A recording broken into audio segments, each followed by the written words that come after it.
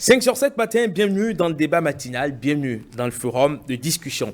Rachidi Gbadamassi réclame le départ d'Abdoulaye Biotchane de la tête du parti Bloc républicain à travers une lettre censée être confidentielle mais qui a fini par fuiter dans la presse. Il suggère à l'actuel secrétaire général national du parti de migrer vers une posture de président d'honneur dans l'ombre d'un autre grand parti ou de l'autre grand parti de la majorité présidentielle, l'Union progressiste, le renouveau. Eh bien, le Bloc républicain traverse quelques zones de turbulence, on en parle bien sûr. Et puis vous l'avez suivi dans l'actualité, le président du parti Les Démocrates, Éric Oundété, a été reçu la semaine dernière par le chef de l'État, Patrice Talon. Même si officiellement il n'est pas encore nommé chef de file de l'opposition, il jouit d'un privilège que le secrétaire exécutif de la FCBE, Paul Longpen, n'a jamais eu en sa qualité de numéro 1 de l'opposition, et cela suscite polémique légitime, sans doute, en tout cas on verra. Et le premier rapport d'activité de Louis Gbéounou Vlavonou pour le compte de la 9e législature a été rejeté par le parti d'opposition Les Démocrates. Il dénonce un rapport en déphasage avec les 2 premiers mois passés à l'hémicycle depuis l'installation de cette nouvelle législature. On en parle en plateau avec moi pour décortiquer tout ceci. Alphonse Moïse Soulé, tout nouveau donc, en tout cas sur la matinale 5 sur 7 matin, pas nouveau sur la télévision nationale, puisqu'il intervient avec, sur le Club Média 7 avec Lénaï Kagbazaro. Bonjour, cher confrère. Bonjour, cher confrère, bonjour à toutes et à tous. Merci donc d'avoir accepté notre invitation. C'est moi qui vous remercie. Et de nous honorer de votre présence. Docteur Paul-Marie Ouessou, bonjour et bienvenue. Bonjour. Théoricien de la gouvernance d'État, vous êtes, on vous connaît bien par ici. Et puis Francis Lojatale, bonjour et bienvenue. Bonjour Eban. Merci donc d'être une fois encore des nôtres. Alphonse Moïse Soulé, je démarre avec vous donc pour bien sûr décortiquer cette lettre donc censée être confidentielle déjà et qui finit quand même par se retrouver sur les réseaux sociaux. Il y a déjà mal donné à ce niveau. Non, dans votre introduction, vous avez dit que la lettre a fuité. Nous sommes en politique, la lettre n'a pas fuité. Celui qui a écrit la lettre a bien voulu que la lettre soit lue de tous les Béninois. Bon, parce que quand c'est confidentiel, il dit ça n'a pas pour objet d'être public et après on retrouve ça dans les réseaux sociaux. Forcément, son entourage a voulu qu'on soit informé du contenu. Parce que si c'était, il ne voulait pas, il aurait pu rencontrer le président ABT pour qu'ils en discutent tête à tête au lieu d'écrire une lettre de ce genre à un président. Une autorité, ça se respecte. Il a beau être votre beau-père, votre jeune frère. Quelqu'un qui a investi d'une autorité dans un parti, ça se respecte. Le contenu, bon, le fond et la forme, ça laisse entrevoir qu'il y a des querelles de personnes qu'il faut vite vider. Moi, j'ai dit et je répète, si l'honorable Gbadamassi n'avait pas échoué, on n'aurait pas eu droit à cette lettre-là. Dans un parti politique, on ne pense pas, on pense aux intérêts du parti et non à soi. Parce que quand moi j'ai lu la lettre, j'ai dit, ben écoutez, il parle depuis 2019, mais le parti a été installé et puis bon, il y a des problèmes dedans. Pourquoi c'est aujourd'hui?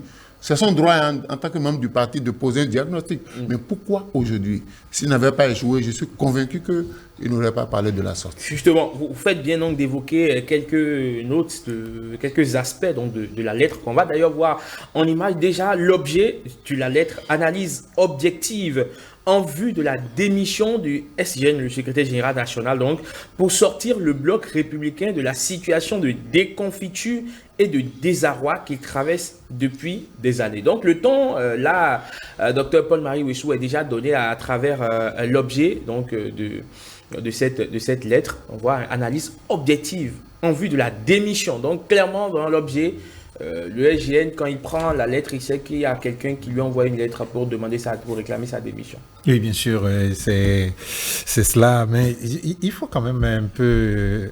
On peut analyser la chose sur deux plans, la forme et le fond. Et je crois que sur la forme, la lettre ressemble bien à son auteur. Et maintenant, sur le fond, il faut... quelque part, au-delà de l'effet que ça peut provoquer, qu'on peut dire que, bon, il s'adresse quand même à une autorité, au-delà de cet effet, je crois qu'il faut voir le fond de sa lettre et se dire que quelque part, il y a un problème. Quelque part, il y a un problème. Je crois que depuis un certain moment, nous parlons de respecter la loi, de respecter ceci, et il a soulevé la nécessité de faire un certain nombre de choses pour être conforme à la loi. Notamment, en effet, monsieur le secrétaire général national, depuis 2019, que nous avons commencé par prendre régulièrement part à toutes les élections organisées en République du Bénin, nous n'avons jamais pris la peine de nous asseoir pour faire quelque bilan que ce soit. Il n'y a jamais eu de réflexion et d'assises autour des joutes électorales que nous avons traversées depuis plus de 4 ans. Cette approche n'est pas digne des leaders et des têtes présentes que nous sommes. Il convient donc de crever l'abcès pour mieux le soigner.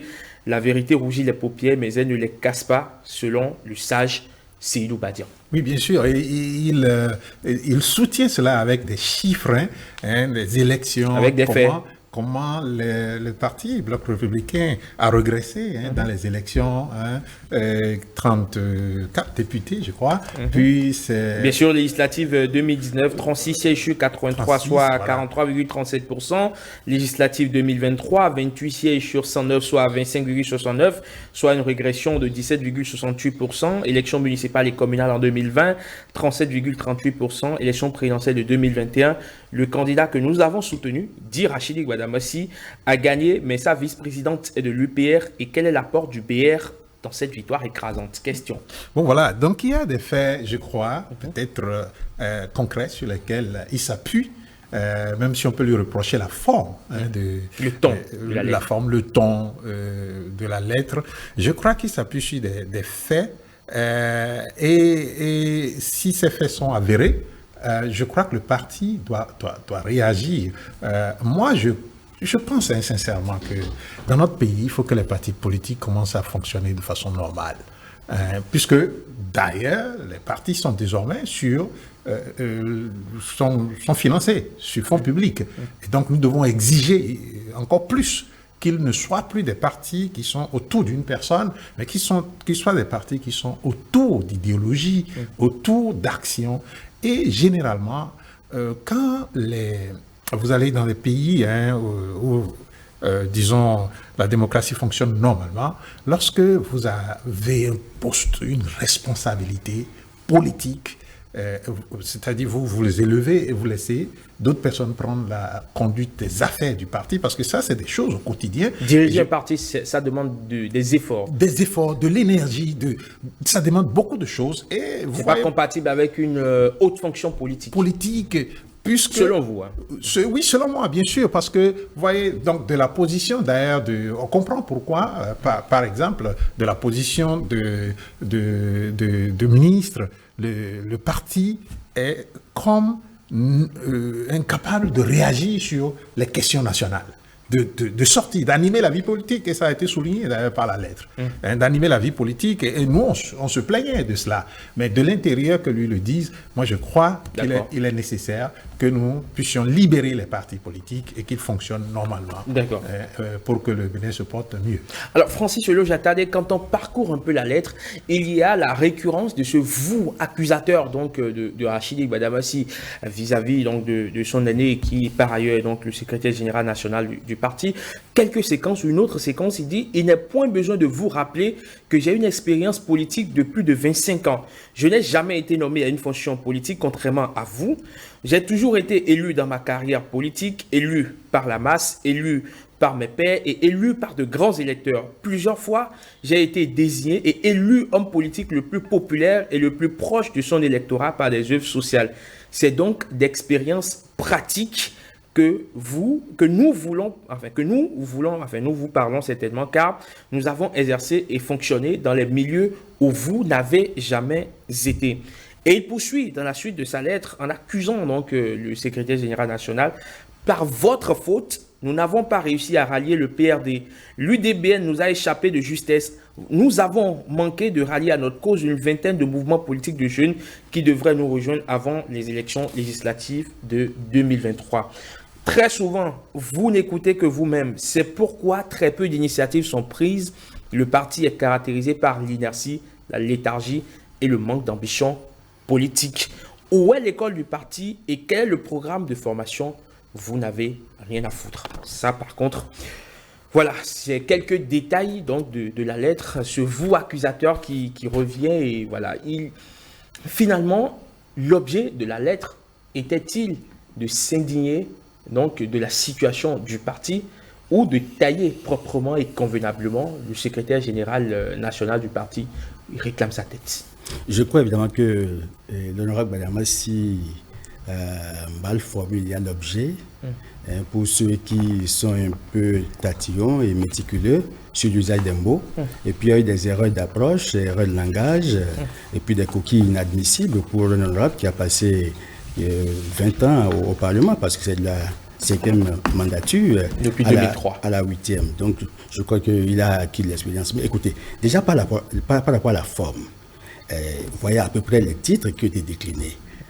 D'abord, il dit président honoraire de Butte Borgou, maire honoraire de la ville de Parakou, président honoraire de l'ANCB, vice-président honoraire de l'AIMF, donc c'est l'association internationale des maires francophones, et puis il en vient à député honoraire, 5e, 8e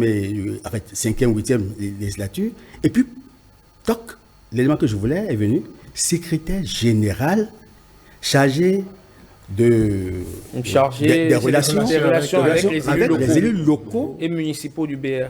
Bon Dieu, alors ça veut dire qu'il occupe une responsabilité au sein du parti. Il y a des voies par lesquelles il peut porter ses appréciations, observations, propositions dans le cadre de l'amélioration des perspectives de bonne gouvernance au sein du parti. Et en tant que secrétaire général, il sent que dans la hiérarchie, il y a quand même un mécanisme qui permet de saisir le président, le secrétaire général national du parti. Et s'il n'a pas emprunté ces canaux et qu'il a choisi d'adresser une lettre qui a été dite confidentielle, même si elle n'est pas estampillée confidentielle, c'est parce qu'il veut revenir en scène. Et cette lettre a été écrite en désespoir de cause. Évidemment, vous avez bien souligné que s'il n'avait pas échoué aux élections du 8 janvier dernier, il n'aurait pas écrit cette lettre. Il s'est trouvé dans la 8e circonscription, c'est-à-dire Ndali, Parakou, Pédéré, Tchaoro, où il y a un buffle, en fait, l'ancien président Boni Yahi, qui est sorti particulièrement et spécifiquement pour faire la campagne avec des thèmes bien précis, qui ont porté, qui ont impacté, et qui a mis Badamassi hors du jeu, parce qu'il se disait être le grand leader de la 8e circonscription électorale.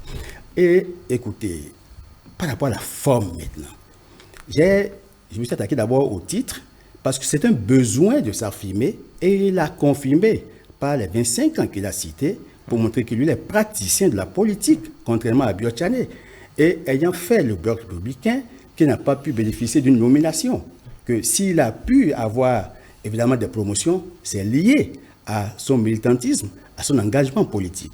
Mais il fait porter des responsabilités à Biotchané que je n'accepte pas. Il dit que c'est c'est à cause de Biotchané qu'ils n'ont pas pu rallier le PRD. C'est faux. Je lui dis devant caméra, que je le connais assez bien, puisque j'ai eu peut-être bonheur ou malheur, j'ai eu la chance d'assister à un des débats à la Fondation Colline Talon. Et je crois que c'est à la plénière. Et avant que Ngouyi ne fasse défection, c'est parce qu'il y a eu de petits problèmes sur lesquels ils ne sont pas entendus. Et le chef de l'État s'est porté garant pour discuter encore avec Ngouyi. Ils n'ont pas pu s'entendre. Et c'est en désespoir de cause qu'on a pris des gens de l'Union progressiste d'alors pour renflouer, évidemment, l'écurie du bloc républicain. Et quand le chef d'État est venu, il dit, écoutez, vous avez constaté qu'il y a une défection. Mais il y a quand même de nouveaux militants qui sont venus. Et c'est ça qui a permis d'aller après à l'adoption des tests et à la mise sous fonds baptismaux le 8 décembre 2018 à Parakou du bloc républicain. Donc dire que c'est à cause de Biotchané qu'on n'a pas pu rallier le PRD, c'était faux. Mais le PRD en partant avait oublié que l'hameçon était dans la gorge, puisqu'on l'a ramené après à l'Union progressiste, le renouveau. Mais écoutez, je ne vais pas faire le procès des partis. J'en viens au test lui-même. Mais parler d'inertie, de manque d'ambition, mais écoutez, c'est trop dire à un président, en fait, un secrétaire général d'un parti. Et dire en fait que de 2019 à 2023, sur la base des statistiques, écoutez, il y a ce qu'on appelle l'analyse quantitative, le professeur est là, et les chiffres là, il y a quand même des contextes. Le contexte de 2019, écoutez, c'était un match amical. Mais celui de 2023, du 8 janvier, mais il y a l'opposition, il y a les démocrates. Le contexte n'est plus le même. Ça veut dire que si on a fait un match amical, et qu'on a eu 36 députés sur 83, et que maintenant que l'opposition est entrée en scène, on en a eu 28 sur 109, mais c'est parce que le contexte de 2023 n'est plus celui de 2019 où c'était un match amical entre deux parties de la mouvance. Ça veut dire que Badamassi a biaisé la réflexion. D'accord. Ça veut dire que ces conseillers ne l'ont pas donné. Écoute, non, c'est parce qu'il fait porter des responsabilités, parce que nous sommes en train de poser un diagnostic. Oui. Quand le diagnostic est bien posé, la thérapie peut avoir un impact. Sinon, elle va vous faire passer à côté de la plaque. Il faut poser les bonnes questions pour avoir les bonnes réponses. Qu'est-ce que vaut Badamassi? Et qu'est-ce qu'il veut? Parce que c'est qu'est-ce qu'il pèse aujourd'hui dans la 8e et qu'est-ce qu'il attend? Puisque je sais qu'il avait optimisé une proximité avec le chef de l'État. Peut-être qu'après sa défaite, il n'a plus les coups de fil qu'il faut. Comment revenir en scène? Il faut charger au maximum le secrétaire général pour que le chef de l'État ait besoin peut-être de dire, mais viens me dire davantage pour que je veux savoir davantage. Et pour provoquer la négociation, et ça lui permettra de revenir en scène. D'accord. Donc, en gros, Alphonse Moïse Soudé, Rachidi Gbadamassi est-il en train donc, de vouloir se refaire une bonne santé politique? Si oui, est-ce que c'est le meilleur moyen de le faire à travers des termes injurieux, à la limite? Parce que on peut vraiment citer beaucoup de paragraphes, et moi, il y a un paragraphe qui m'a fondamentalement choqué, où Rachidi Gbadamassi dit, je cite, « Monsieur le secrétaire général national, le bloc républicain n'est pas une épicerie ou un commerce de ruelle. Nous n'allons jamais accepter que notre édifice s'écroule en notre présence. Vous êtes un cadre technique de haut niveau, unanimement reconnu partout dans le monde entier. Par contre, vous êtes un piètre dirigeant politique. » Non, vous savez, je ne voudrais pas porter des jugements sur un certain nombre de réalités, mais je constate que l'honorable ne maîtrise pas beaucoup de choses. Le PRD, c'est parce que Oumbédi a refusé d'intégrer le PRD qu'on a ramené à Mathis, à Didiadou, qui était déjà à l'UP.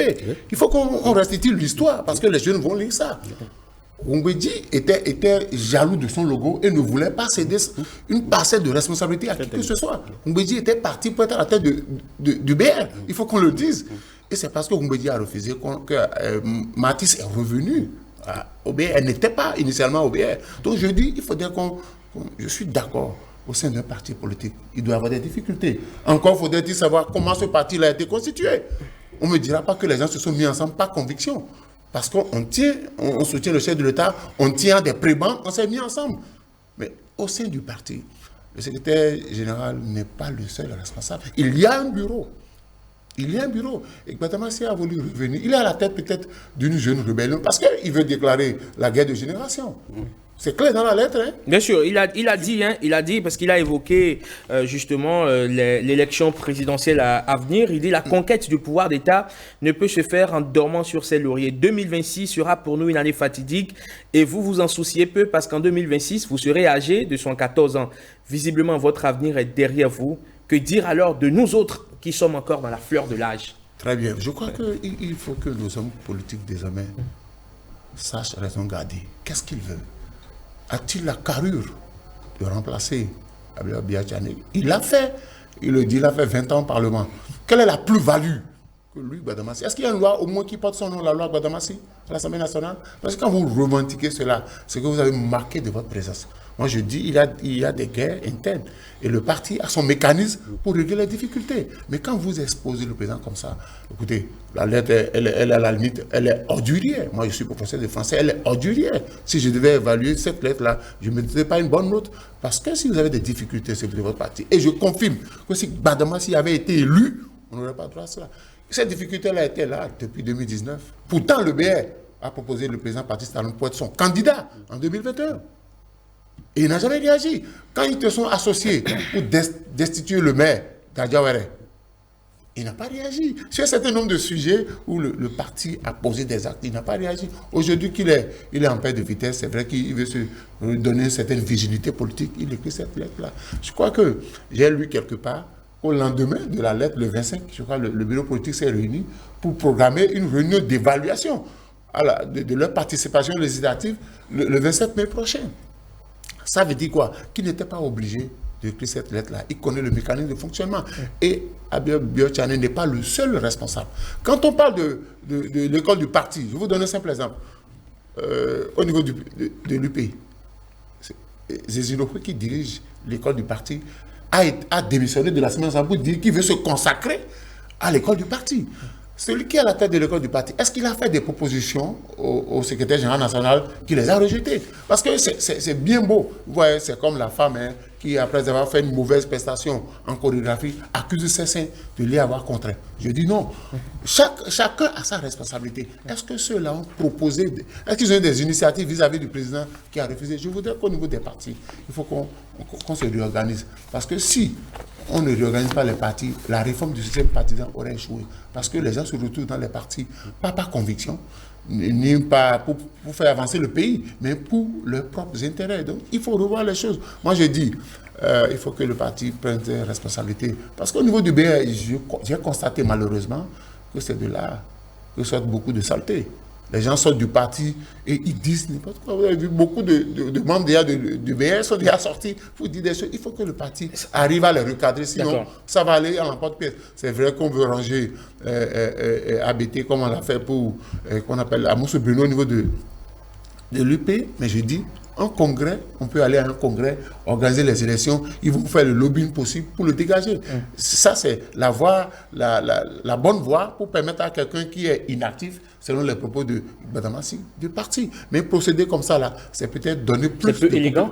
Oui, c'est plus élégant d'organiser un congrès. Enfin, c'est peu élégant de procéder. Mais ce qui serait élégant, c'est d'organiser un congrès en bonne et due forme, de faire le lobbying nécessaire et pour que le secrétaire général national puisse être dégagé. Mais le fait de la sorte là, c'est peut-être renforcer encore l'autorité.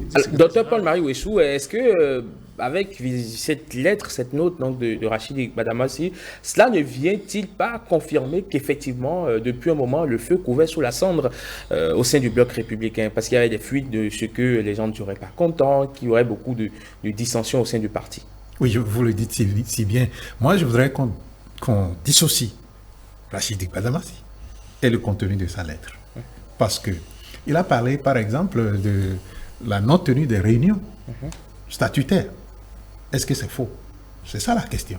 Si il n'y a pas, les réunions statutaires ne sont pas tenues, c'est de la responsabilité de qui?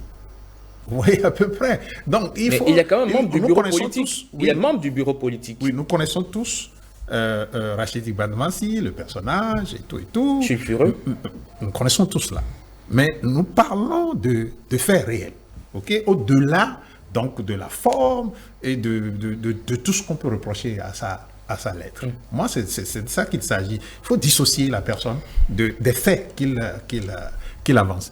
Et quand vous le faites, vous voyez, donc il dit que les réunions statutaires ne sont pas tenues.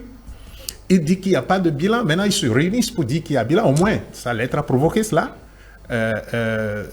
Il dit que, et là, c'est cela que moi je peux dire sur sa personne, qui est une confusion totale en matière de compréhension des idéologies politiques.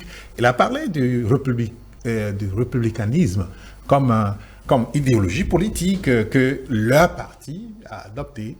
Et pour cela, ils proposent qu'on aille faire des relations avec... Bien sûr, il a parlé du parti du président rwandais Paul Kagame, l'UPR, le FPR, pardon, le Front populaire rwandais, je pense bien, donc de Paul Kagame. Il a cité la République en marche d'Emmanuel Macron. Il a cité, je pense bien, le parti communiste de Chine. C'est cela, la confusion totale. Comment est-ce que on peut mettre ces différents partis ensemble pour être derrière un parti qui, d'ailleurs, à qui il attribue l'idéologie du républicanisme? C'est terrible comme compréhension des choses politiques. Je ne sais pas si vous voyez cela. Bien sûr. Mais moi, au-delà de ça, il y a les faits qu'il reproche au parti.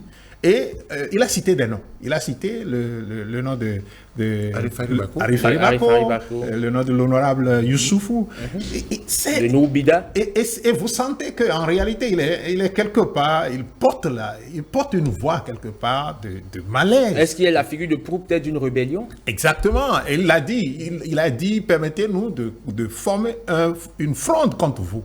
Il a dit, nous. Former une fronde contre vous. Donc, il est peut-être heureux qu'il ne soit pas passé aux élections législatives et que maintenant, que nous puissions entendre ces choses-là. C'est vrai, vous voyez, comme moi je le dis, hein, on est entré dans une ère de démocratie au secret, où tout se passe dans le secret, on ne comprend plus rien de ce qui se passe dans les partis politiques. Pourtant, les partis politiques sont financés sur la base du financement public.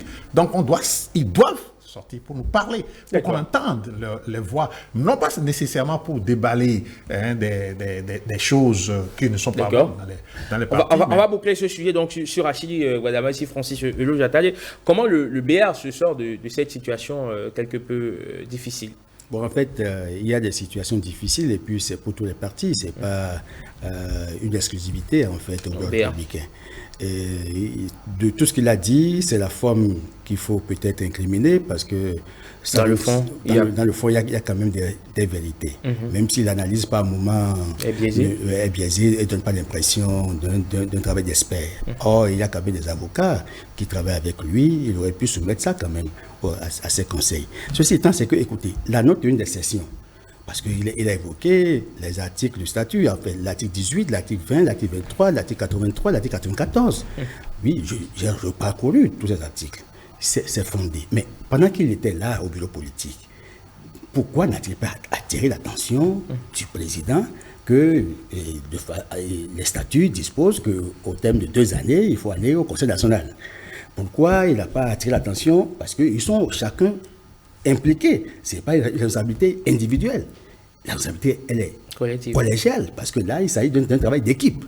Ça veut dire qu'il n'aurait pas dû dire tout ça parce que ça le noie davantage. D'accord. Ben, je trouve évidemment qu'au-delà de tout ce que nous disons, il y a que le bloc républicain est dans une transition. Est-ce que le bloc républicain a un président? Mais toute la question est là.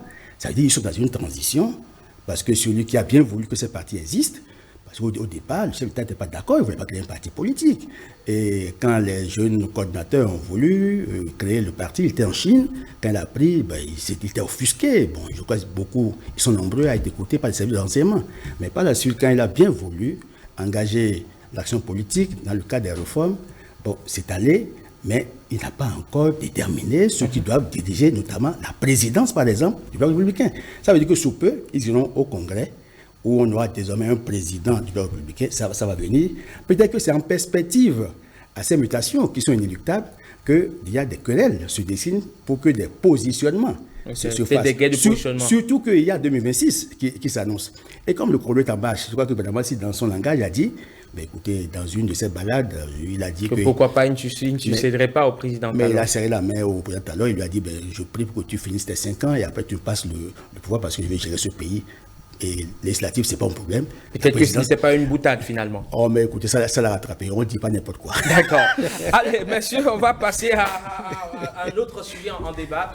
Ce matin, il s'agit donc de la rencontre entre le chef de l'État, le président Talon, et Éric Ondité, président du parti Les Démocrates. Déjà, Alphonse Moïse Soudé, comment est-ce que vous analysez cette rencontre? C'est une rencontre a priori entre le chef de l'État et un président du plus grand parti d'opposition, en tout cas en l'État aujourd'hui. Beaucoup pensent que Éric Ondité est allé quémander le titre de chef de file de l'opposition. Est-ce que c'est pas... Comment? Je vais vous demander comment est-ce que vous l'analysez. À la sortie de l'audience, j'ai entendu le président Éric Ondité dire qu'il est allé discuter avec le chef de l'État des problèmes de la nation. Donc, au-delà du fait qu'il soit chef de file de l'opposition, il est d'abord responsable d'un parti. Pas encore chef de file de l'opposition. Non, j'ai dit au-delà, on n'a pas encore consacré l'acte, mais de facto, il faut lire les textes. Il faut arrêter que les gens disent n'importe quoi. De facto, on a dit le parti de l'opposition qui a le plus grand nombre de députés à l'Assemblée nationale. Donc c'est systématique. Même si on ne veut pas lui concéder ces titres, il est quand même président d'un parti de l'opposition. Donc il est allé rencontrer le chef de l'État pour discuter des problèmes de la nation. Parce que j'ai toujours dit, quand vous aspirez à remplacer quelqu'un au pouvoir, ce n'est pas de lui tirer tout le temps dans les pattes. Parce que là, vous montrez à votre compatriote votre incapacité à leur faire des propositions concrètes. Donc, il est allé avec le chef de l'État. Ils ont discuté. Et je crois que c'est dans l'ordre normal des choses. On a toujours dit, il faut dialoguer, il faut communiquer, il faut qu'on se parle. Si tant est que nous tous, nous aimons le Bénin et que nous aspirons à un développement meilleur, nous devons nous parler. Ce n'est pas tout le temps qu'on doit se faire la guerre. Qu'on dise qu'il est allé quémander qu'on appelle... Un titre de chef de file. Ça n'engage que ceux qui le disent, mais je dis, au cours de la discussion, ils ont eu à parler du Des texte, problèmes de la de loi, où il estime qu'il ne revient pas au chef de l'État de nommer le chef de file de l'opposition. Donc, ils ont parlé de beaucoup de choses. Moi, j'aurais souhaité que ces rencontres-là se répètent. Ce n'est pas parce que Éric Nkoundété est de l'opposition qu'il n'a pas le droit d'aller rencontrer le chef de l'État. Ce n'est pas possible. Ce n'est pas une opposition radicale. On parle d'une opposition constructive. Parce que quand le chef de l'État parle, il parle de son amour pour le Bénin, de son amour de voir le Bénin se développer. Quand l'opposition parle et que l'opposition tente de conquérir le pouvoir, c'est pour mieux gérer le Bénin. Donc, du fait que les deux, tout le monde parle de développement, il faut qu'on se parle, il faut qu'on discute pour que chacun sache où est-ce qu'il a fauté. Parce qu'une opposition, ce n'est pas pour tout le temps faire des critiques malveillantes, mais c'est pour faire des critiques constructives. Donc, moi, j'ai dit, Éric Nkoundété est allé au palais de la République en tant que président du parti Les Démocrates et de facto chef de file de l'opposition. D'accord. Alors, Dr Paul-Marie Ouessou, Paul Rumpet, chef de file de l'opposition, n'a jamais eu le privilège de rencontrer le chef de l'État. Éric Nkoundété, c'est vrai, l'acte officiel qui le consacre n'est pas encore sorti, mais lui, il a déjà eu cette opportunité-là d'échanger avec le numéro 1 donc, du pays. Quelque part, le secrétaire exécutif national du parti FCBE peut se sentir, peut être un peu contrarié. Ben écoutez, moi, je ne sais pas d'où viendrait cette contrariété. Parce que vous savez, c'est pas défaut que Paul Rumpet a été chef de file de l'opposition. C'est pas un peu trop fort, ça? Non, mais la réalité est que c'était au Parlement qu'il fallait chercher le chef de file de l'opposition. On n'en avait pas trouvé, il faut descendre maintenant pour aller chercher ça au niveau des municipales. C'était pas un défaut. Moi, c'était pas un défaut d'ailleurs, parce que moi, je ne me cache pas de lui dire, chaque fois que j'ai l'occasion de lui dire, que c'était un phénomène qui allait disparaître, et le phénomène a disparu. Ce qui est important pour moi dans cette rencontre, c'est qu'il a parlé de facto. À la seconde où le Parlement, le nouveau, est entré en salle pour sa session d'installation, c'est fini. Toute la réalité politique d'avant est passée. C'est une nouvelle réalité politique. Et ça installe quelqu'un dans la position de chef de file de l'opposition. On n'a plus besoin on n'a pas besoin d'un papier pour faire chose là. C'est le peuple qui est souverain. Le peuple a dit son verdict et puis c'est fini. C'est qu'on est passé à une nouvelle réalité politique. Maintenant, ce que moi je voudrais quand même dire, c'est saisir cette occasion pour dire d'abord joyeux anniversaire au chef de l'État, puisque c'est ici que j'apprends que c'est son anniversaire, et profiter pour lui dire que le peuple béninois a besoin de ces rencontres-là, s'il le faut, tous les mois.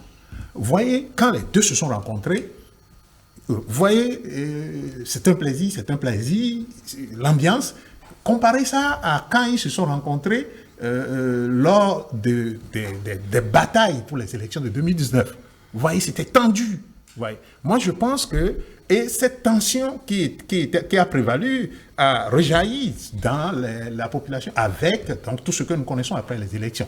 Mais cette fois-ci, regardez comment ce plaisir qui se sont exprimés a rejailli dans la population et a détendu un tant soit peu la situation des uns et des autres. Moi, je voudrais donc encourager que ces rencontres-là aient lieu. Il y a un auteur, il dit que la conversation, ce n'est pas que nous soyons d'accord, mais c'est que nous puissions continuer de discuter tout en étant on n'était pas d'accord. Oui. D'accord. Alors, Francis Olo-Jatali, est-ce qu'on peut dire que Éric Nkoundété a déjà endossé son manteau donc, de chef de file de l'opposition? Je crois évidemment que sur le plateau, nous sommes d'accord que de facto, c'est lui en fait le chef de file de l'opposition. Tout en souhaitant aussi au chef de l'État joyeux anniversaire, parce que c'est curieux que ce soit un 1er mai qui soit consacré à son anniversaire, parce qu'il sait que c'est un travailleur, c'est un bulldozer. Mais je veux lui rappeler que ses conseillers doivent pouvoir lui dire que la loi 2019-45 du 25 novembre 2019 portant statut de l'opposition, en son article 8, dit clairement que quand, après l'élection des députés au Parlement, c'est le parti qui a la majorité des députés au Parlement pour l'opposition et qui se déclare comme tel, comme parti de l'opposition, qui dégage le chef de file de l'opposition. C'est assez clair, nos thèses sont clairs là-dessus. Et si on a eu quelques petits problèmes, je crois, pour nommer Paul Ronpé, parce qu'il s'est passé 10 mois avant que Paul Ronpé, pour que le décret ne soit pris, le décret 2021-183, que Paul Ronpé continue d'agiter. Mais écoutez, ce décret sera frappé de décision et d'obsolescence sous peu, parce que ça n'a plus droit de citer. Vous savez évidemment que le droit peut être interprété de différentes façons. Peut-être que dans nos textes, il y a des faiblesses. Parce que Elie Ondete, quand elle a vu le chef de l'État, il lui a dit qu'il n'aurait pas souhaité que ce soit le chef de l'État qui nomme le chef de file de l'opposition. Pour ça, c'est des détails qu'on peut régler. Parce que la loi dit qu'après l'élection, le conseil électoral, en fait, dégage le parti de l'opposition qui a la majorité au Parlement, propose le nom au chef de l'État et le chef de l'État prend le décret. Maintenant, il fait entrer ce chef de file dans ses attributs. Donc, je crois que ça ne doit poser aucun problème. C'est une question d'interprétation. Maintenant, s'il y a un timing qu'il faut pour le faire, moi, je n'en sais absolument rien. Mais le chef de file a quand même un rôle à jouer, puisque la loi lui confère des obligations. Entre autres, il doit proposer un programme alternatif. Il doit pouvoir faire des critiques objectives. Il doit recourir même à l'expertise d'autres compétences pour sur des questions pointues, des questions qui touchent à la vie nationale. Donc, ce n'est pas de la cosmétique, ce n'est pas un gadget. Donc, on doit faire en sorte que notre démocratie gagne en crédibilité à l'international. Je crois que nous avions mis derrière nous les grosses querelles politiques. Nous sommes en train d'emprunter le bon chemin. Et notre démocratie renoue avec, est en train de redorer son blason. Et il faut que nous puissions poser les bons gestes pour avoir les bonnes appréciations. Si on était en football, mon cher Francis Jata, j'allais dire que vous êtes un bon Stéphane Cesseillon, puisque vous m'offrez une vraie passe décisive vers le troisième sujet, la démocratie en marche. Et donc, en vertu de cette démocratie, le Parti des démocrates a rejeté le rapport d'activité de Louis Gbéou-Nouvlavono. Ça, c'est un mot qu'on n'a plus entendu au Parlement. Ça fait un moment déjà. On a rejeté un rapport. Enfin, c'est un groupe de mots auquel on n'était plus vraiment habitué. Est-ce que c'était attendu, justement, que le parti d'Éric Ondete, justement, projette ce rapport? Oui, et quand vous voyez ce qui s'est passé dans la désignation des présidents de commission, le parti Les Démocrates s'en est plein. Ils n'ont rien eu, même dans la constitution des commissions, ils n'ont rien eu.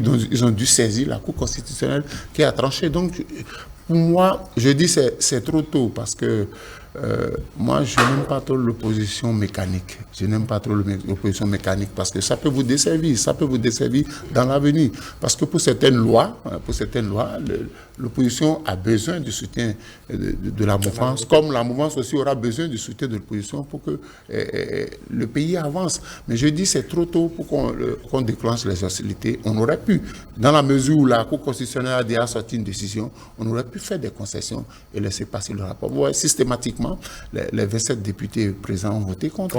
Et ceux de la majorité ont voté pour. Bon, donc la politique devient un réflexe pour certains.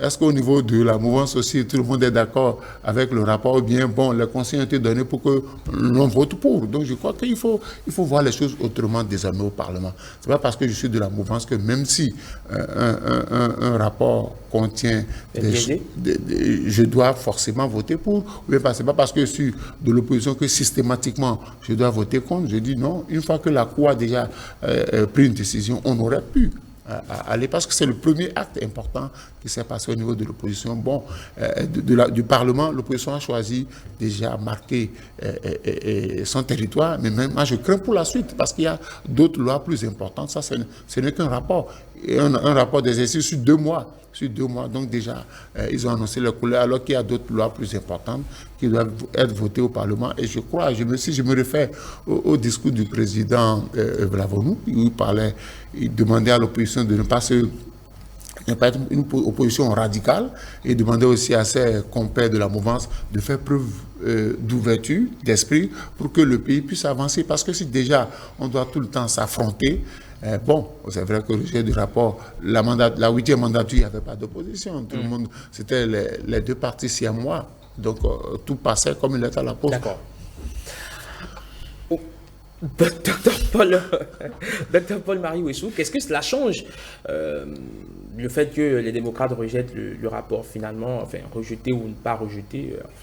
Non, ça ne change fondamentalement. Ça a quelle incidence? Ça ne change fondamentalement rien au fait, au rapport, puisqu'il a été adopté. Bon. Mais ça permet au jeu politique de commencer.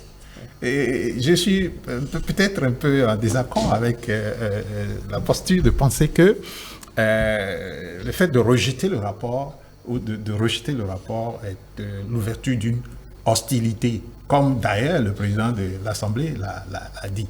Ce n'est pas l'ouverture d'une hostilité. Vous savez, il y a l'un des députés qui a dit qu'il y a des députés rois, il y a des députés princes et il y a des députés sujets. Vous voyez, cela s'explique par le vote, justement, pour élire les présidents des commissions et les membres. Vous voyez, le traitement qu'on réserve à la minorité. Donc la minorité cherche simplement à ce que l'on puisse dire oui, vous aussi vous comptez pour nous. Vous voyez.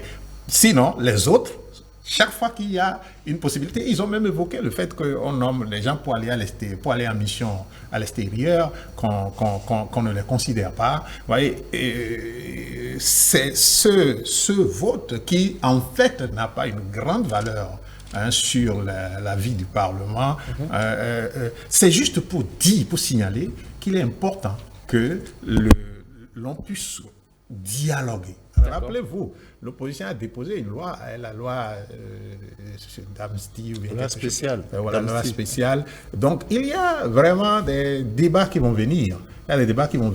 Mais si déjà, on ne leur donne pas une certaine valeur, quand il faut prendre des décisions au Parlement, alors quand on va en venir à cette loi, vous voyez ce qui va se passer. Moi, je pense que ce n'est pas une fronde, ce n'est pas une chose... Ce n'est pas une rébellion. Ce n'est pas une rébellion. D'ailleurs, l'opposition est représentée dans le bureau du Parlement. Donc, c'est juste pour qu'on ait un regard sur eux. Et je crois que c'est de bonne guerre. Alors, pour finir, Francis Lojatadé, est-ce que cela ne donne quand même pas le ton de ce que sera cette 9e législature? C'est vrai que c'est l'expression de la démocratie. Cette personne aurait aimé qu'une voix discordante porte la contradiction, mais ici, je crois que c'est malvenu. Pourquoi? Je vous explique. Dans le rapport, parce que je crois que pour la session, il est inscrit 2 points. Il y a le point relatif à l'examen et puis l'adoption du rapport du président de l'Assemblée, de l'avons-nous, mais aussi il y a l'élection des autres membres des commissions.